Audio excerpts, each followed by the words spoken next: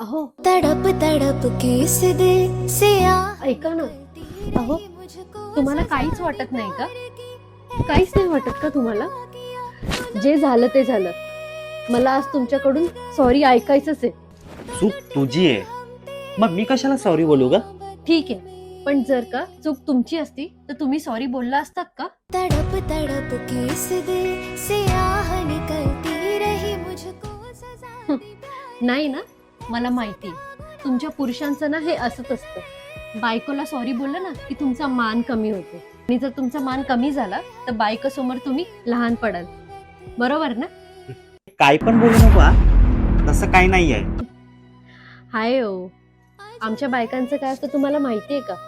आम्ही रागवतो, भांडतो, तुमच्याकडे तक्रार पण करतो, पण मनातून आम्हाला काय हवं असतं माहिती आहे का?